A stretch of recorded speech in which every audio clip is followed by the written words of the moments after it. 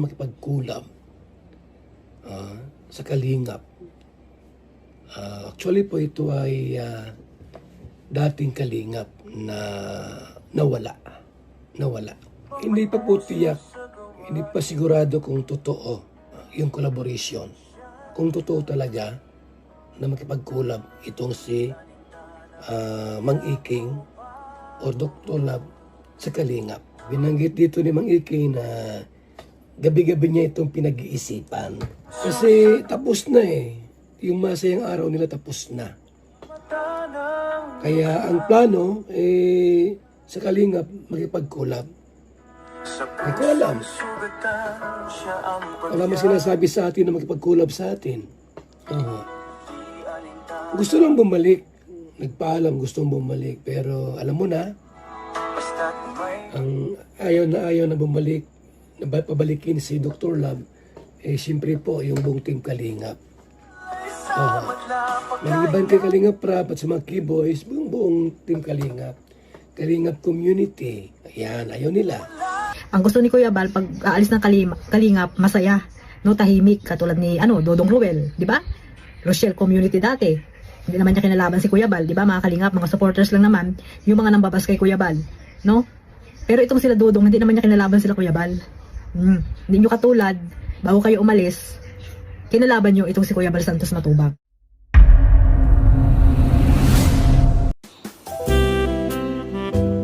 Ang sarap talaga mabuhay. Ang sarap maging guwapo. Welcome back again sa ating YouTube channel. Direk Noelsa, ang Adonis ng Kalingap. Well, nabalitaan ko na mayroon daw gustong makipag-collab sa Kalingap. Ito pong umalis, ito pong nagrebelde na si Dr. Love, si Mang Iking. Opo, napanood nyo na din naman yan sa ating mga kasamahang reaktor na ito po ay nagpaplanong makipag-collab sa Kalingap pagkatapos po ng mga pangyayari na hindi po ninyo matanggap-tanggap. At dahil dyan, nagdadalawang isip din ako. Nag-iisip ako kung tatanggapin nyo ba ito pong si Mang Iking, si Doc Lat, pagkatapos ng kanya pong ginawa sa Kalingap. Pagkatapos ng kanyang ginawa kila Kuya Bal. Kung aking iisipin, mukhang malabo. Hindi kayo papayag dyan. Bakit? It's understandable na si Kuya Bal marunong magpatawad. Madaling magpatawad. Pero syempre, hindi nakakalimot.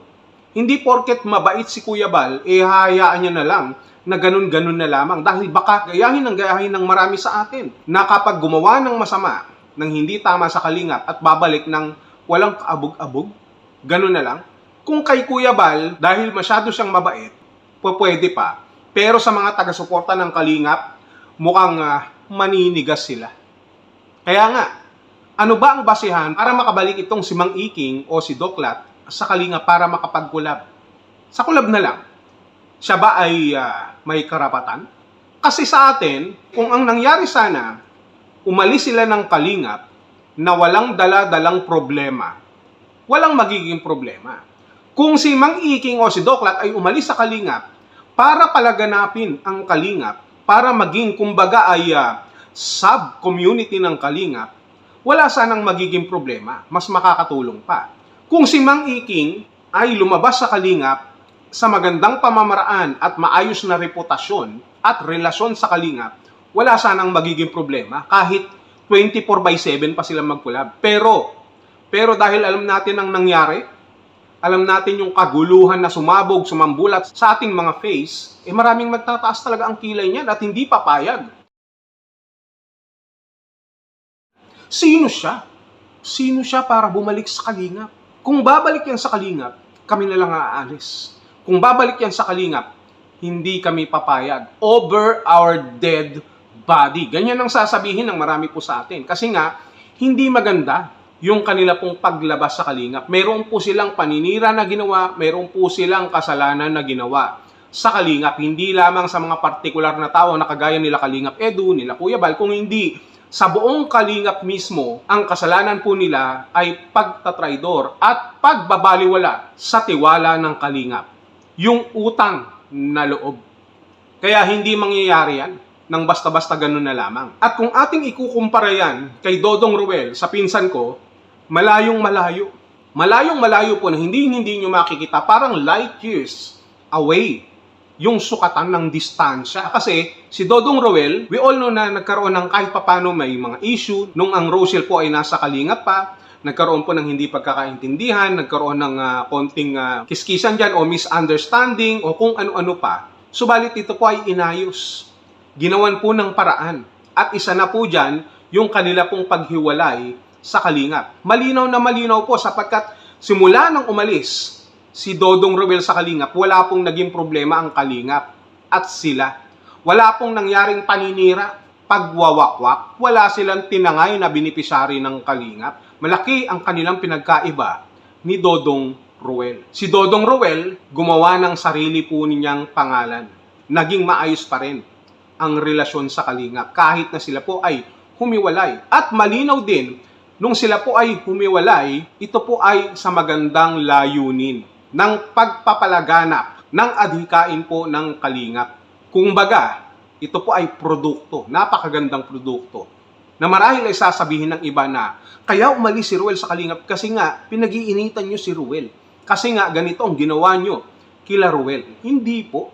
Malinaw po yan. Yung pag-alis ni Ruel ang nag-motivate po sa kanya para patunayan yung kanya pong sarili sapagkat siya po ay malaki na ang komunidad. At hanggang sa ngayon, napatunayan niya naman yung kanya pong kakayanan na mamuno ng sarili niyang komunidad nang wala na pong inaapakan, wala pong sinisiraan, at wala pong inaalis sa Kalingap. Walang binibigay na problema sa Kalingap. Ganun po si Ruel. Kaya kung mayroon man na may karapatan dito na makipagkulab sa Kalingap, wala pong iba kung hindi si Dodong Roel. At yung mga iba pa na umalis na wala pong bahid dungis. Kumbaga, malinis na malinis, parang sinampay at kinula sa Mr. Glenn. Ganon. Kung kay Doklat lang at kay Dodong Roel, malabo, hindi po sila magkapareha. Pero hindi naman tayo Diyos para humusga ng ating kapwa. Darating at darating ang tamang oras para sa pagpapatawad na yan. So, wag na nating pagtalunan yan. Baka ma-stress lang kayo. Kung may magkokolab dito, walang iba kung hindi si Dodong Roel. Yun po iyon. Maganda ang relasyon nga ni sa Kalingap. Malinaw na malinaw yan. Wag na nating bali-baliktarin pa. Wag na nating gawan pa ng issue. Lalo na yung kay Dodong Roel. Umalis man si Dodong Roel, may suporta po ang Kalingap dyan. Hindi gaya ng pag-alis ni Doklat na wala pong suporta ang Kalingap. Ang ginawa ng mga tag-suporta ng Kalingap, hindi suporta, kung hindi gusto siyang itorta, gusto siyang iprito sa sarili niyang mantika. Kaya huwag kayong mangangamba. Yung pagkokolab na yan, depende pa rin yan. Depende na lang sa pagpapasya din ni Kuya Bal Santos Matubang. Kaya wala na tayong dapat pang pag-usapan. Yun lang.